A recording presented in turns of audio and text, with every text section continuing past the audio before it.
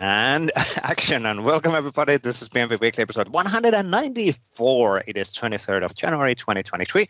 Welcome to Monday. Yay! Today. Oh, yes. Super excited. Anyway, as we typically do, we record this on Mondays and release them on Tuesdays. That's our way of doing things. Well, but this week we do have a visitor who's Mark Rackley, unless I'm completely mistaken. I remember that correctly. You're not. No, you're not. He is. Yes. Assuming he will join the next call that we have. Yeah, that's true. Guest, yes. That's true. And if he doesn't join, then we're gonna point him. So we can take his picture in the iPad and chat. Yeah, exactly.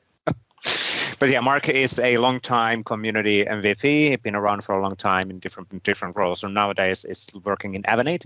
I think in we'll see what the role is actually as we start recording and what he actually does.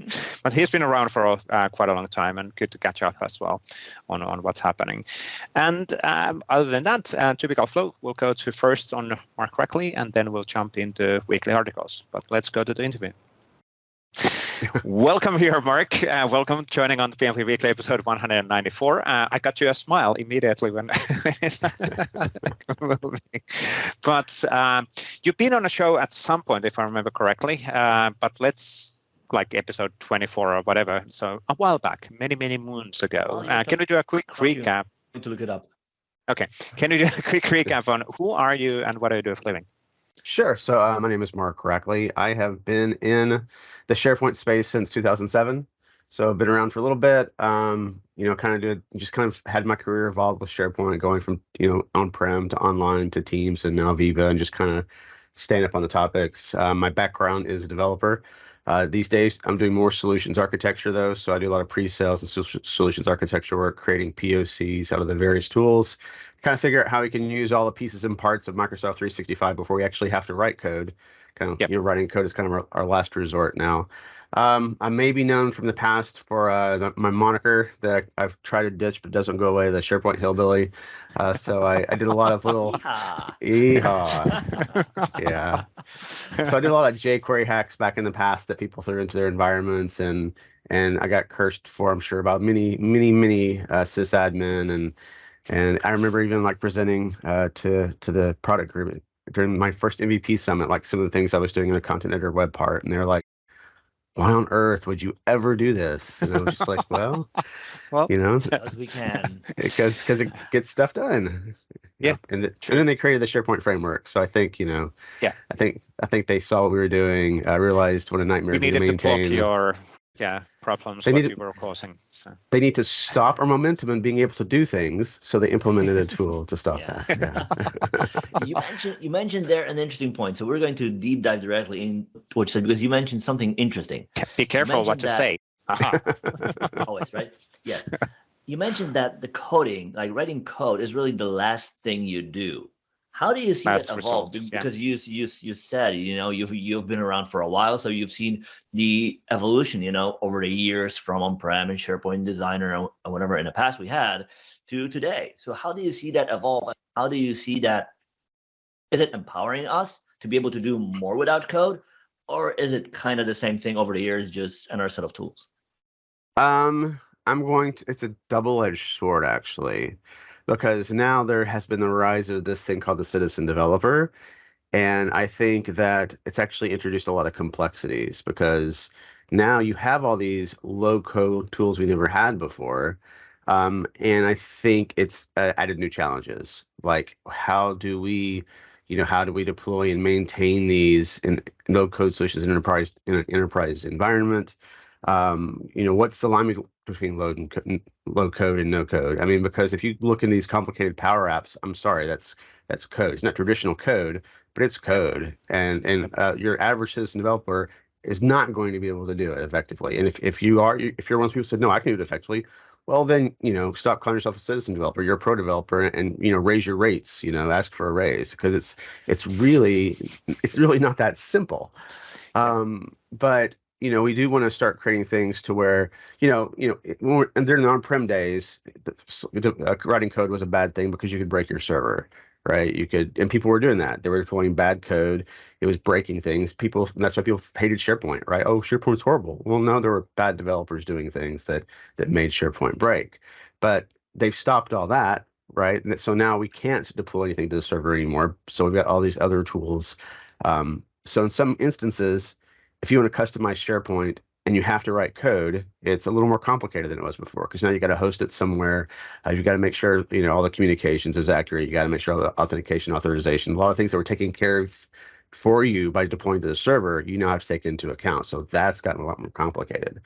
So yeah, I don't know if I answered your question at all, but that's just kind of like the landscape of how it's evolved, and why, if you can stick to as out of the box as possible, it makes your longevity that much easier. You're more future proof.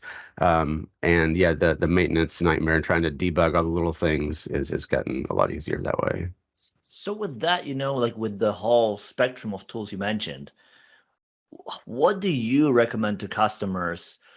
Where, do you say go with what is available out of the box versus use no code? Versus for this thing, use the any kind of a rule of thumbs related on how would you select them? Many thumbs. How many thumbs can you apply? So, it really depends a lot on the client's needs and their ability to maintain what they're building. So definitely, if you get anything out of the box, do out of the box. And a lot of the times, out of the box will get you 85% of the way there. Right. So, I mean, there's some amazing tools out there, amazing web parts out there. I point them to the PnP galleries to say, take a look at what's out there as well. And then decide, like, for that last 10 or 15%, how critical is that really? I mean, is it something you have to have, or it's a no-go, or is it something that it's a nice to have, but it's not going to stop us from doing our job? And depending on that answer, I'll say like they're like, no, we must have it. I'm like, well, let's go live with the phase 1 where we don't have that. Let's get people in there. Let's see what really happens. Because I really don't want to push that envelope of writing code, or even going into writing Power Apps too. Because again, I still think there's going to be, just because it's low code doesn't mean you're going to have maintenance issues. First, I had a client who they wanted a nice upload tool. And I'm like, we can develop that in Power Apps. We were able to throw it together. And we actually threw one together quickly and said, here's how it would work. It was easy to use. And then they came back and said, okay, so who on my team can I train to maintain this and to make updates to it? And it was a non-technical team. And I'm like, you really can't. And then some people say, well, yeah, you can. You can train them. But you can't. Let's say you have a form on a list and someone wants to add a field to that form. I mean, to that list, and then update the form, and just all the little things that can go wrong, right? It's not a copy and paste thing. It's you've got to know how all the pieces and parts work together.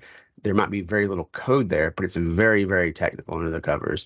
And you got to know how data sources work, and you got to know the effects of renaming fields and changing fields, and what's that going to do to your form. And it's not simple. So it just depends on the requirements then. Does it make sense? I think, tools like Dataverse for Teams, I think that's actually a nice thing to look at, because now you get a true relational database. You can start looking at the Power Platform in Teams without the additional licensing costs.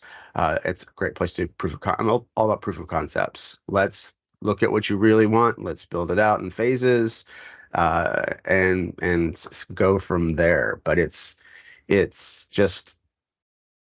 I love writing code. I'm a developer at heart. Writing code is my therapy, right? After a hard day of being in meetings, if I want to sit down and write code, but it's less and less the answer to what should you be doing in Microsoft 365. So is it because the maturity of the platform and capabilities, or what's causing that transition? Microsoft trying to make money on new tools. Sorry, was that my outside voice? Yes. Did I say that out loud? Well, I think I think where they're trying to listen, Microsoft's trying to listen and give people what they want. Yep. I think that a few years ago, in my opinion, I preferred Power Apps from a few years ago, when it did fewer things better and easier. but it started seeing such huge adoption, a lot of demand for features.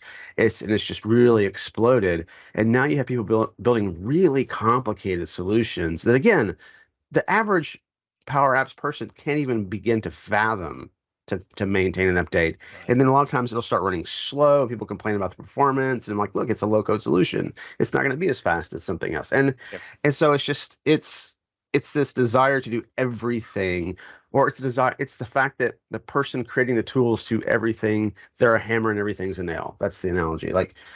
It's you got to find the right tool for the job, and sometimes it's not what's in your comfort zone. So look, see what else is out there. Does that, from your perspective, then mean that there's less opportunities for partners in the cloud, or how does it look like from a partner opportunity perspective? That's a great. Well, so the problem with the partner ecosystem is like, how do you go in and create an amazing tool, and then you're worried that Microsoft's going to do the same thing in a few years and roll out the same functionality? So how do you invest from a partner ecosystem? How do you really invest that much time in building tools when you don't know if Microsoft is just going to make you irrelevant in a few years? I do think there's a need for those third-party tools, like a lot of management and governance tools, especially around teams and team sprawl and provisioning. And there are several companies to choose from that are in that space. And I think it's a fantastic tool to have to do that sort of thing. Or maybe you have a very specific tool you need for your industry.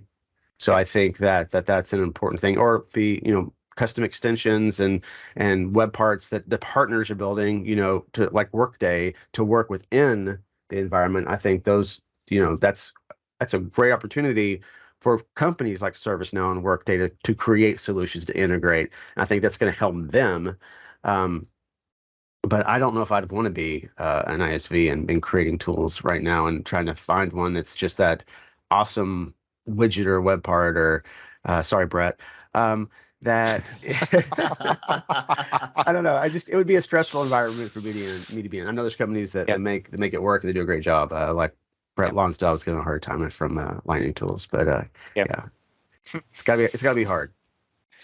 Yeah, I think of course it's different than it was, especially if we compare back into on-premises time, because on-premises, Waldek, coming back on the opportunity model and the maturity of the product was in a completely different level. So nowadays, I think customers are much more kind of willing to, I just want to get what's available out of the box, and that's it, rather than trying to explain always the model, which was kind of cool being at the time and actively involved on those projects, which were multi-million-dollar intranet deployment projects, and where you designed the whole experience, and there was an advertisement agent which came with the design who was like, "What the? You can't really? Well, we can have a look on that." So we know around the corners.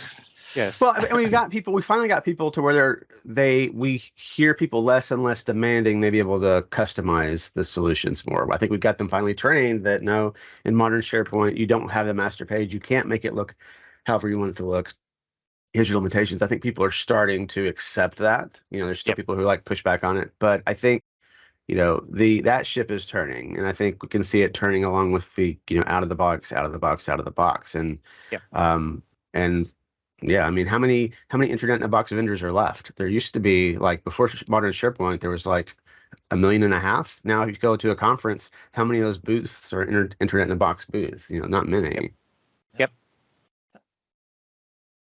I think that, there's still business there for sure, but it's completely different than it was. It was back in 2008, 2010. Ooh, it was such a hot thing. So 2008. Were there even intranets in a box back then? I don't think so. Well, they were all customized. Yeah, fair point. And then fair point. They were all basically one-off customized, and then somebody started creating internet in a box models, and then it's an interesting maturity of the IT. So back in 70s, they had mainframes, and then you were basically doing jumpers in a mainframe to, so maturity. You had to sow your core memory back in the day. Yes. Oh yeah, fair enough. At the age of 4, we were still doing that.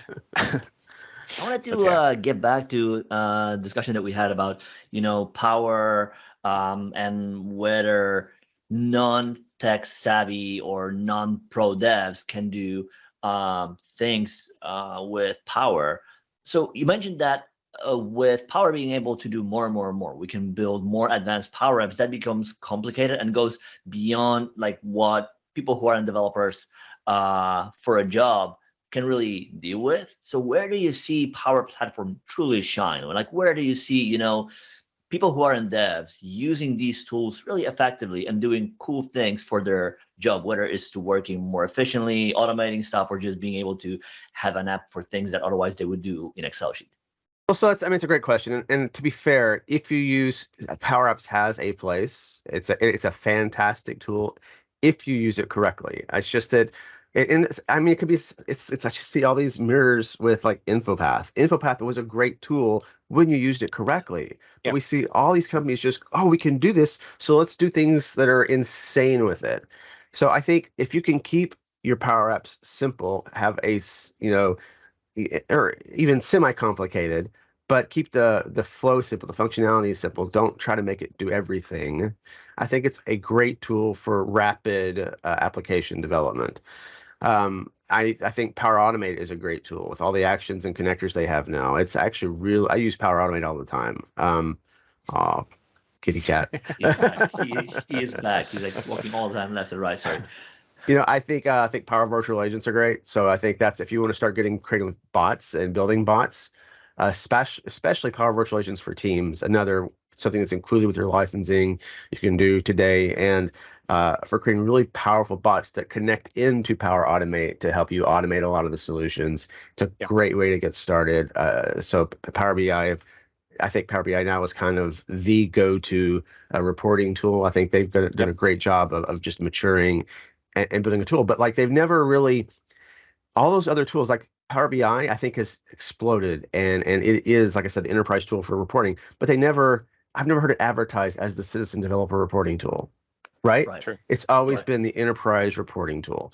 So the problem is, and so they can make it more complicated. They can make it have more bells and whistles because it was never expected to be this low code solution for reporting.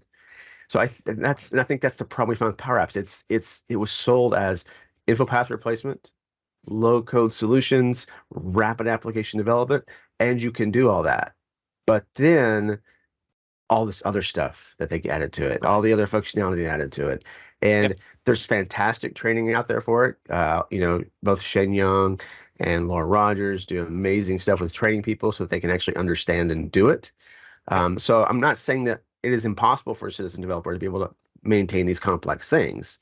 I'm just saying that if you're that good at Power Apps, I mean, you're a really skilled person, and you should look at having traditional development in your back pocket skills because it's something you would be able to do. Right? You can handle it. You can be a regular. You're not a citizen developer if you're creating those advanced Power anymore. Apps. Yeah. How do you see then other way around? Do you see developers coming to Power Platform in your world? I see a lot of resistance from developers going to the Power Platform for that. Why? Because they like to write the code, they like the control, they like the, they came up very much in this, I've got dev, test, production environments. They know how all that works. They're very comfortable in that space. They can easily break up code and hand it off to multiple people to work on. So it's very easy to break apart. How do you effectively translate someone who's very comfortable in that environment and good in that environment into the Power Platform? Like, how do you effectively have multiple devs in Power Apps working on the same Power App, being able to take it through your traditional Scrum and user stories and applying everything in DevOps? And I know there are some tools in there to connect it to DevOps to do some stuff. I haven't really looked into that to see how mature that is. It makes me cringe a bit thinking about, but I mean, maybe it's there. So, and there may be someone like that. There's some people that really love Power Apps that could come on here and they're probably hating me right now and they want to say all the awesome things it does. And again, I'm not saying it's a bad tool. I'm saying that we have to be more judicious with how we're using it, and really think about where it's going. And of course, the products them all are maturing all the time. So basically, if there's some missing pieces in Power Platform, we might have it in 6 months. Who knows? But again, and there are different. Well, if we think about Power Platform versus some other products in Microsoft 365, they've existed for a long time. It's a maturity of the service and product and what can be built. Absolutely. Yep. Like the things you can do with SharePoint Framework are insane. It went from being you could do web parts. Well, now you can do all these things with the Teams toolkit and create some really amazing things. You can do extensions. You can do extensions in a team meeting. How many people have seen an actual real extension for a team meeting written in the SharePoint framework? Not a whole lot have actually seen that, but it's like, It's there. You can do some really cool things. But because it's all code, it was never, sold as anything but developers can do this. It's like, well, you can make it as complicated as you want. Right. Sure. We did test the meeting apps in the community call last week, and it was with a large 320 people community call, and it was an interesting experience. So there was we're getting there. But there's still challenges. Let's face it, also on when we're using external people versus internal people in the company and all of that. That changes the things. And at least in my world, most of my meetings are actually with external people, so not inside of a company. And then that's one of the challenges which we as a Microsoft employee I still feel bad about, because we keep on rolling features and then the features work as long as they're for internal audience. It's like, no, but no, it's so confusing. How would the end user know that it works now but it doesn't if Mark is in a meeting, as an example? So it's just we need to improve that communication, and it would be better that it's not even rolling out unless it actually truly works. Because if we think about the modern way of engaging and working in the nowadays world, how often, Mark, you will have a meeting where it's only internal people? Yeah, almost never. Yeah, exactly. Yeah, and you think about the things that they're promoting, like shared channels, which are designed for external people. Like, what does that do to the landscape? And that also goes back to the Power Platform. When you start throwing external users in, it's just another layer that you have to worry about. Yes. Some things work, some things don't work, and then you're like confused on, well, what works? But that's an interesting challenge related on return of investment or time to market more. And we have the new feature, but do you wait that feature to be fully complete, or do you actually ship it only for a subset of features and targeted audiences and get the feedback in? It's a really interesting, let's say, challenge for companies like Microsoft figuring out how do we package and roll out features. So. Right. Well, the thing is, like, and the users don't care, right? They just want it to work. Or it works. It works in it works. That's what they want. And so when it works fine too for the people in your company, and it doesn't work for that external user, then they're like, but that just make it work. I don't get it. Yeah, that's true. Nothing is worse than your tooling, which are enabling you to work, are not working. So right, exactly. Or like blue screens in the Windows. It's like, come on, how hard can it be? I just need to work. Stop doing this. Exactly. I don't want to have all of these bells and whistles and whistles and whatever. Everybody knew. Yeah. Let's. I'm waiting Waldek to say, go to Mac. I've said it enough. Never an issue here. No, I had a MacBook Pro for a total of 2 months, and I got rid of it. I didn't like it. Too much change. Yeah, too much change. I just never got used to the keyboard layout and all the functions. And I mean, it worked fine, but yeah, nothing. I was not more productive with it. Okay.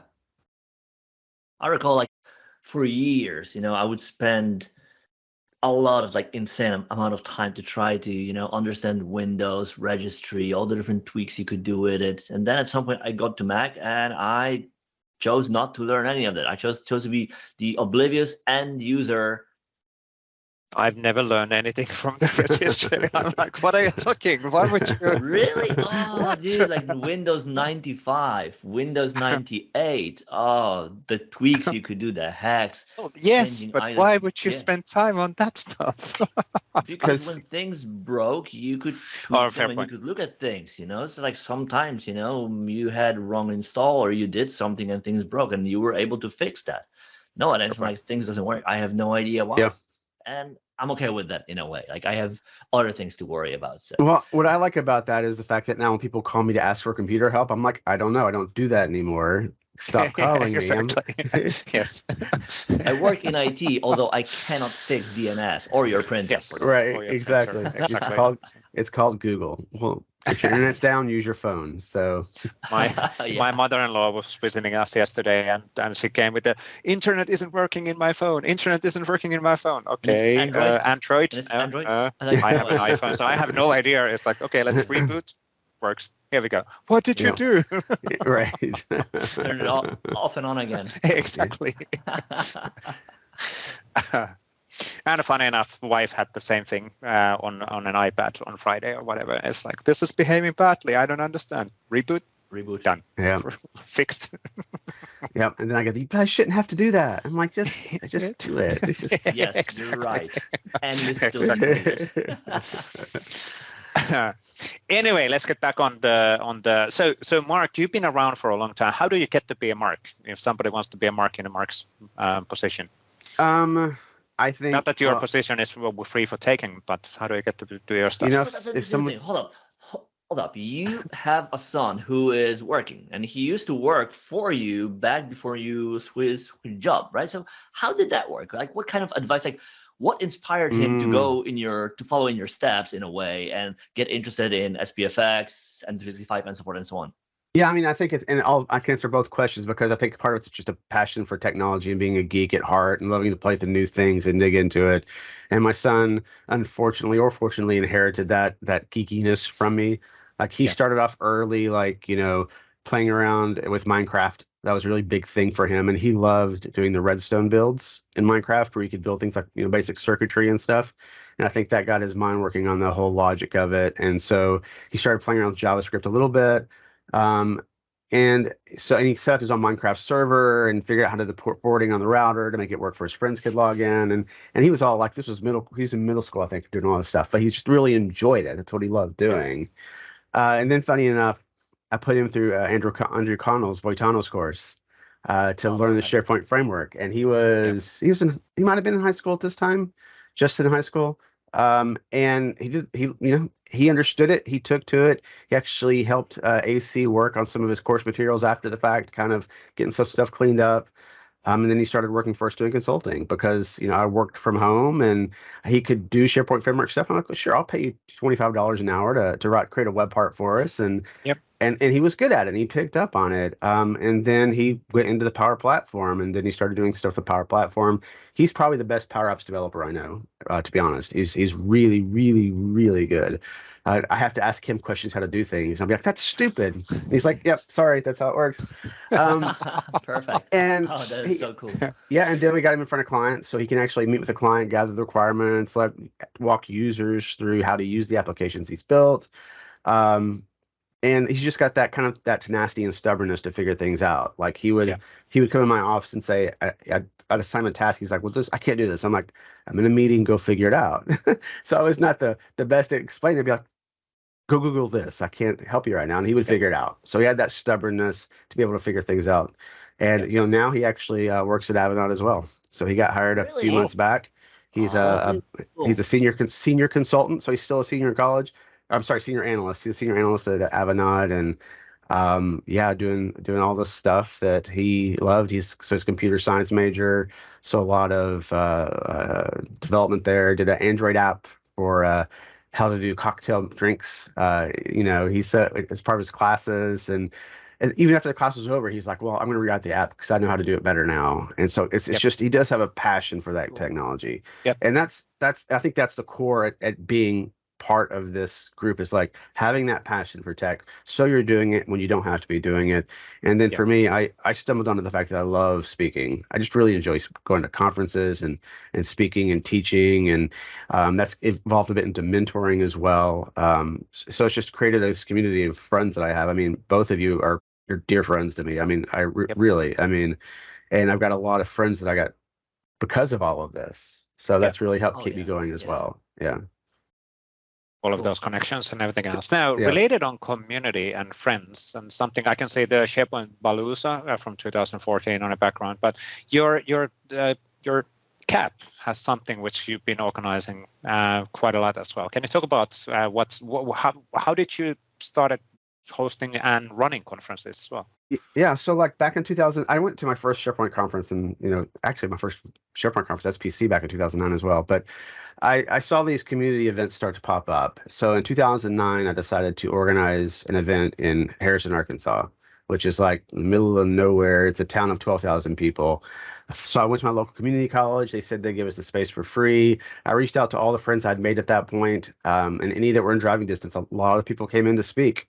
Like Eric Schutz was here. I don't know if Becky Isserman was here. John Ferringer, Matt Brimmer. I mean, Mike Watson, if you're Mike Watson back from the day. I mean, a bunch of people, Laura Rogers, Lori Gowan, Kathy Dew, they all came to this little town in Harrison, Arkansas to speak at this little conference. And it was less than 100 people. It was a lot of fun. It was a free one-day event. I did that for a couple of years in Harrison.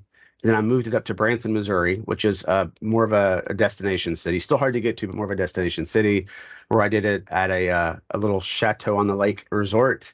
And I thought, well, this is a really cool place. Why don't we expand it? So I turned it into what I called SharePoint-A-Looza at the time, because I would bring in a couple of bands to play for people. I turned it into a multi-day event. Moved it to the Branson Convention Center that's on Branson Landing, which is this nice place. And I had to start charging a little bit of money because now I had fees coming in. So I charged a little bit of money to cover my costs. I was still able to cover those costs and bring in people and grow it.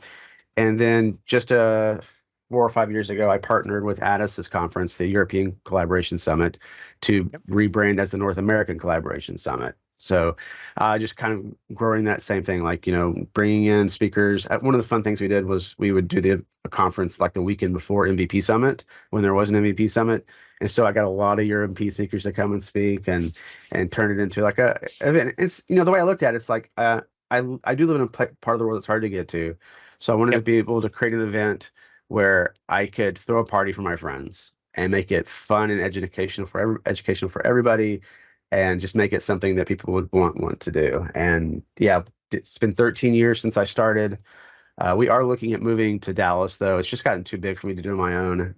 So we're looking at moving it to a bigger city, easier for people to get to, and also that already kind of has a community in place in that area where that community can help me grow it as well. Because let's face it, Branson, there's no SharePoint community. It's me. And I've heard that Dallas has a decent-sized airport, so that might help. So yeah. Apparently. Decent size. So. Apparently, decent size for it. Now we need to close in a few minutes, but can you do kind of for anybody who's looking into doing user group or community events, or can you do like top 3 tips on how do you get started? That sounds like a horrifying there's thing. One tip. I've got one tip: community days. So Microsoft just launched this effort called Community Days. CommunityDays.org is where you go. I'm actually on the board. I'm one of the board members of the Community Days, and we exist to help communities build those events, right? And I would say if you want to get started, you don't have to think big. If you can do a 50-person event with 3 tracks at your local community college or at the local Microsoft offices where they're happy to help you as well, you can get started for very free. So if you have a passion for this stuff and want to do it, reach out to me, go to communitydays.org, look for information there. And is that only for M365 events, or is it business, apps, Power Platform, Dynamics, Azure, whatever? All that, yes, yeah. Okay. Community Days it's not relegated to Microsoft 365. If you're a part of I would say anything in the Microsoft ecosystem, join, start something. If there's no conferences that do what you do, start one, right? Yeah, create your own movement. That's a good way of approaching that. Now. Yeah. Before we close, what's happening this week? Anything interesting on what you can talk about? Nothing under NDA, or you can talk about NDA stuff as well. We are among friends. Among friends, right? Yeah. So, anything interesting happening this week? Just to recap, and before we close. Gosh, no. I'm just hoping to avoid all the ChatGPT posts that are out there. It's like that's all it is. It's so much noise. It's like, oh, that's true. That is so true. Let's. What else is going on besides that? I'm so sick of the noise around that. Waldek, anything? What are you trying to avoid this week? On that note, over the weekend, I tried it for a few things, and I was surprised, like ideas that it shared for a few things. It's like, I didn't think of that. So like for the few things that I'm planning to do was like think about this or think about that, and it's like it can go about many things, like what kind of metrics to use to track X, or how can you do Y, or what should you take into account when doing X? And some of the things you know. That's why you sent all of those messages for me throughout the weekend related on. Now I see. Yeah, exactly. Well, I know we're at time, but there's one story I do want to tell. Like, I don't want to say that I think ChatGPT is the future. It's awesome. It's fantastic. I'm just like, all the people are like, oh, I got to jump on the bandwagon. I got to post about it. But like, the story I like to tell is that when my son was doing his senior project for creating a drink application to create drinks, and he has a YouTuber that he follows that he loves the way he makes drinks. So he was trying to put his drinks into his database. So that means he would have to read through the transcript, pull out all the ingredients and everything, and it was taking forever.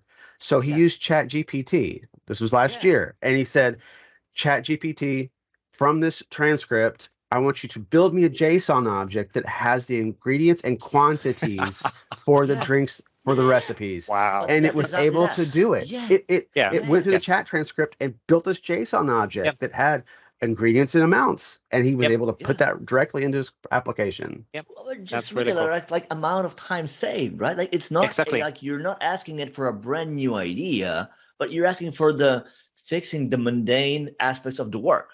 Exactly. I will use it.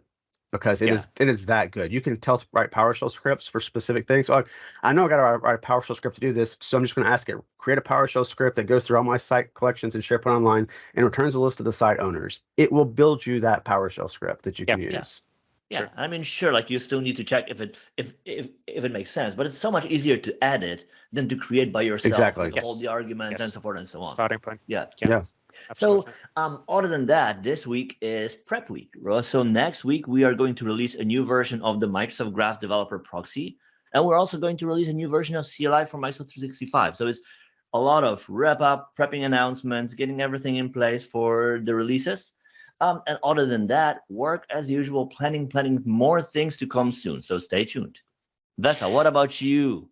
So quickly recapping here, watching the dog going out from the terrace. So I'm kind of a cool wife went as well. So that's good. No. I have actually surprising a lot of community stuff on my planning this week. And it wasn't supposed to be like this because we had semester planning summaries last week. And now my calendar is just full of community meetings, community planning, brainstorming, what thing you can do here. What's actually cool to see is a massive momentum and growth on also virtual communities and this kind of remote things. With Mark, for example, we haven't seen for a long time, but hey, this isn't too bad.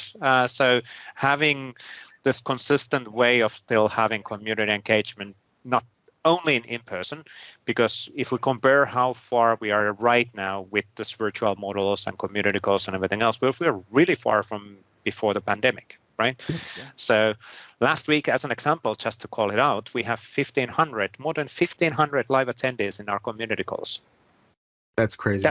That's crazy. But it's just a great way of showing that, well, people like them. They know when they happen. You can easily schedule the day and the family and work around them. So it makes perfect sense. Now, I do apologize. I need to jump. I need to go and drop my kid to the dojo, so that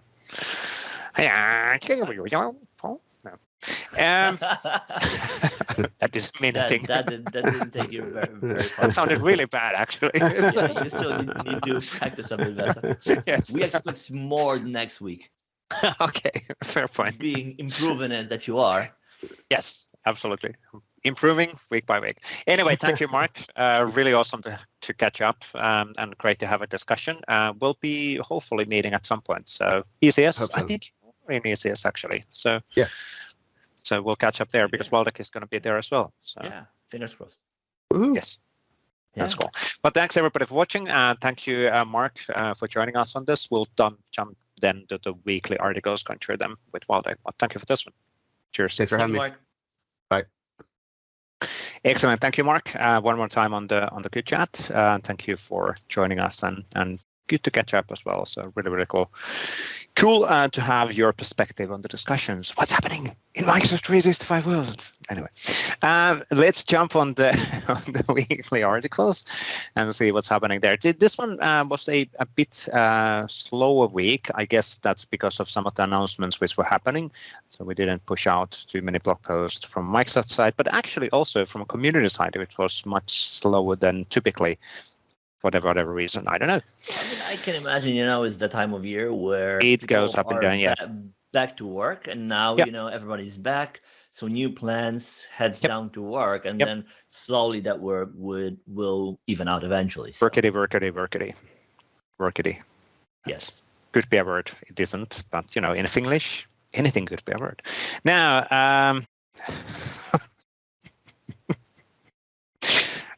let's start with Nicole's article around Microsoft Mesh, creating connections at the World Economics Forum. And this is basically a use case scenario related to Microsoft Mesh usage in the context of World Economics Forum, and basically showcasing different things and really cool modern technologies. And I think there's a lot of potential in Microsoft Mesh. Let's see how it actually moves forward, and how enterprises and how we are adapting these kind of things in the enterprise and the work world. But of course, when you are younger, you're probably a bit more excited and enthusiastic about the mesh stuff as well, because it gives you alternative ways of engaging. It's a new way of collaborating. Well, I mean, it is cool, right? So a while back, in my team, we tried it for a meeting, and the one thing that was insane was the fact that you hear people. So like all of us would sit around a table in VR. Yeah. And you would see people's voices coming from where they sat at the table, and that was like, that's really cool. So immersive. That was like, wow. It was really intriguing or an unexpected thing to me. Yeah, that's actually really cool. That was also an alt VR space, and those had you had that audio distance impact, and it actually gives a really nice. It's a really nice experience. Now, the question from my side is, and we talked about this one. Was it Andrea from Avanade, the VR manager there as well in one of the shows a while back? Is that when is the time is right for this? So the question is just when. I'm much more confident about the mesh and all AR VR stuff than the 3D televisions, which never was a success, but Well, I mean, eventually, like everybody who wears these will be able to get just a VR experience. True. So eventually. Eventually. How yes, long exactly. that will take, we will That's see. True. That is separate. Anyway, on other news, there was also a nice news from Alexis Ginzeling, kind of a summary blog post, just a reminder on people on how to implement proactive notifications, Microsoft Teams using Power Automate or Azure Logic Apps. And Azure Logic Apps is basically powering Power Automate. That's a good way of saying that. Yes. But there are a few different options, and also kind of then the how many messages can that particular option actually output. So if you are implementing something like for massive scale, you need to understand how many messages you're able to send within an hour and what are the implications and design architectures and options. So really cool. Kind of a summary blog post for additional references. Thank you, Alexis, on that one. Then we had an article from Power Apps Community blog related on detailed step-by-step Power App Platform ALM with Azure DevOps. Correct. Right. So typically when you build apps, when you build Power Apps or Power Platform apps, and you're looking into more structured and repeatable way of deploying them, you will look into ALM, right? So how you can have a release pipe that's going to bring everything you build from your repository to production. And there are actually two articles here, right? So the one we're looking at is about implementing that on DevOps, but there's also another one that shows you how to achieve the same thing in GitHub Actions. I think we missed that. But basically the idea is, right, that you can have that structured approach with Power Platform as well. So if that's something that you are interested with, check it out. Really cool. It's good that we're getting to this level of a flexibility and professional developer stories in here as well. So it's you can actually see the massive speed of adaptation or adapting these new capabilities in Power Platform, which is awesome as well. Now, in our monthly series in SPFX side, I'm going to run through these 5 relatively fast. We had again 5 articles written last week. This is the exercise which I'm forcing myself to write an article every single day. except this week, luckily, Julie and Bob Turner helped a bit, so that's freed up a bit of my time as well. But there was a transforming SharePoint add-ins to SPFX solution article. This actually got a lot of attention. You never know which article is the one which is catching. It's super weird, because that's something what I realized now writing 20 of these is that you have no idea. You might be like, this is the article and this is the most interesting topic, and then you don't share get views. A picture of a cat, and it goes exactly. Viral. It's interesting, yeah. And then we had the publishing SPFX solution offerings to App Stores and SharePoint Store. So how does that actually work? And designing design guidance assets for building Microsoft Viva extensions with SPFX. So and this is actually super important right now as we're rolling out the Viva Home, which can be extended using SPFX. There's no blog post for that, which I still don't quite understand why, but why didn't you write it, Vesa? Yeah, I guess I need to step in on that side as well. And then Julie had a great getting started with using a PnP.js in your SPFX solution. This is actually posted on her own blog as well, but it's a cross-posted in here. Thank you, Julie, on helping with the monthly series. And then Bob German had a nice blog post as well, which is on building a shared map solution for Microsoft Teams with SPFX. So how could you a scenario implementing SPFX solution for Microsoft Teams? Now, Chris O'Brien had a new cool article as well. Yes, definitely, right? So in this article, he mentions a new license or new way to use syntax, which is pay as you go. So in other words, you don't need to buy, a license for upfront for usage. You basically, depending on how much you use it, you pay as you go. And that's an interesting thing because it gives you more flexibility, I would say, right? Because at the end of the day, you will only pay for resources that you actually use. So this is a new form basically to accommodate some of the needs, right, that we heard from the customers. Yep, absolutely. Really, really cool. Give some flexibility on, and you can much more easily test things out and then say like, oh, that's actually super useful. Let's now buy the licenses. So, makes sense. Now, Peter Venstra had a blog post related on item versus items in apply to each step in Power Automate. He's writing a lot on his blog post, which are great about this kind of references and guidances. And I can imagine that he has the same thing as we've seen quite often in Twitter, which says like, hey, I had a problem, went to Google, tried to find out, found it from my own blog. That's why we write. That's one reason to write the things. Yeah. So and I mean, like at the end of the day, like you can like there are different types of articles, right? Like there are things where you want to share an idea or you want to share some kind of thought you have, and these might take some time. Whereas some other things like are in a way note to self. I had this thing, took me more than a minute to find out the way it works. I want to take a note of that for myself, but also for anybody else who will probably run into the same thing too. So absolutely. That's super useful, and thank you, Peter, also for doing that. Absolutely. Now, Bob Balak had a new blog post as well. Introduction to Bolugut notebooks and PnP Core SDK. What is Bolugut? Notebooks. So these are interactive notebooks, and I think this is coming, if I recall correctly. Recently, Brian Checkett did some research into that, like how you could have basically interactive C# code in a browser, right? So in Python, we had all this for a long time. Let me let in my cat, who is obnoxiously scratching the door. Is coming in. Yeah, exactly. The boss, right? Yes. Right. So supervisor. In Python, we had that already for a long time, right? Where you could run interactive Python code in browser in a dock, right? And now apparently you can do the same thing in C#. So this is really great for anything interactive, whether it's docs, whether it's README, whether it's article. Like imagine that you can have an article like, hey, run this code, click, and it will do whatever it's supposed to do, right? So this is a really great way to significantly improve, the experience for developers. Yeah, we had a M365 platform community call demo on this one as well. So that was actually done by Brian Checkett and a few others. And he is furious for whatever reason. I do apologize for existing. Plotting. He is plotting. You can see it. Yeah, exactly. Who are you? Who are you on the other side? There we go.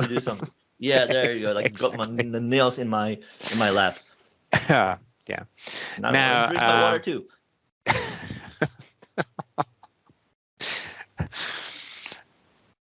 All good. All good. Yes, all good. It was almost like we had we did a recording with Sarah Cummins from the engineering side at PM in the UX side of the SharePoint experiences, and she has a bird, and the bird flew right on the camera just for the sake of it.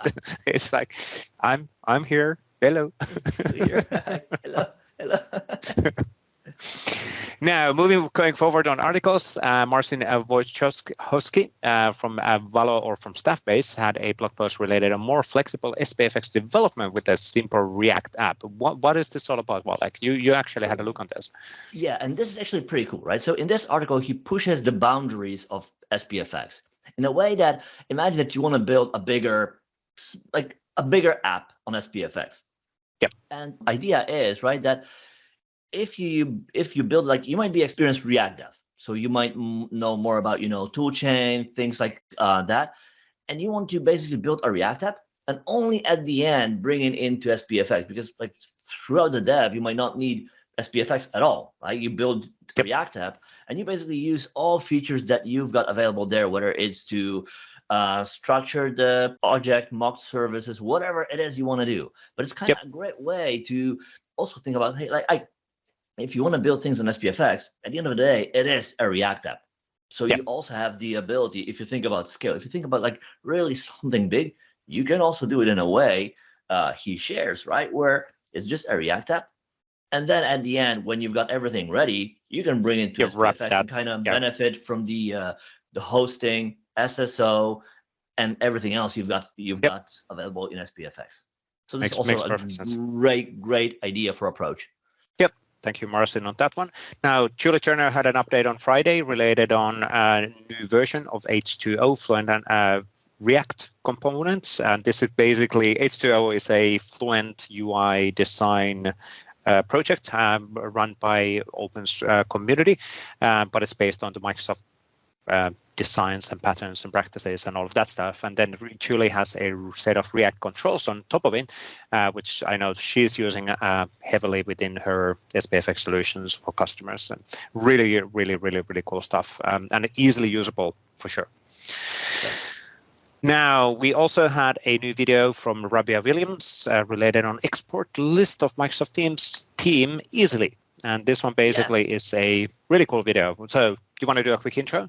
Yeah, exactly, right? So we're experimenting with a new idea for videos, like short videos, to basically see, like, does that resonate? And in this example, we're working through one of the samples that we have in CLI, which is about getting the users and the data from Teams, right? So we basically want to see, or we'd love to hear from you. Does that work? Does that resonate? Would you like to see more of these? Or do you prefer a more elaborate, long form video where we really walk you through step by step? So we'd love to hear, like, hey, does that spark your interest? Because at the end, that's the goal.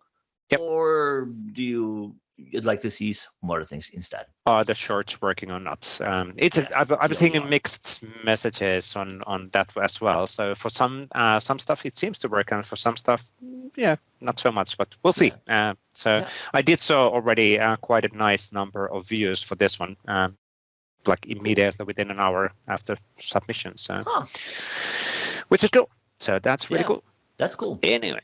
And then we had a new video from April, how to use virtual tables to show SharePoint and SQL data in Dataverse. So basically combining stuff in a single virtual table. That's actually really cool as well. How would I say it? It's a classic industry scenario where you want to have a middle table virtual combining information, and then that's the abstraction base when you are using your code or writing the code, rather than having complexity of hitting the multiple backends. So makes perfect sense. Joining the data, normalizing. Exactly. That's in the past, typically, probably you would do it with ETL, right? Where you bring different data sources, combine into one, transform, unify, aggregate, and then load it to another place from which you aggregate it in your app. Yeah, exactly. Well, there's multiple ways of doing that, of course. And and advantages and disadvantages in both of them. Like so anything else, right? Like and that's life. So it's what all people say. And then we had a new video from Shenyang, 7 ways to save your business money in 2023 with Power Apps. So how can you actually save money? I think he's hitting maybe on the nerve of what people would be interested in watching as well. So we'll see. Definitely. Of course, you always want to save money. So why would you not save money? Yeah, exactly. I mean, like, this is really great because, like, if I look at the list, right, these are, everybody needs that, right? Like, everybody needs something for HR, expenses or purchases, inventory management, mobile time sheets. Like, everybody needs that, right? So if there's a way to do that with the tools you have and you don't need to purchase something else, why not? Exactly. Reuse, achieve more with the tools and investments. What you have already done seems to be the theme of the week or a day or whatever. So, which makes perfect sense. Absolutely, 100%.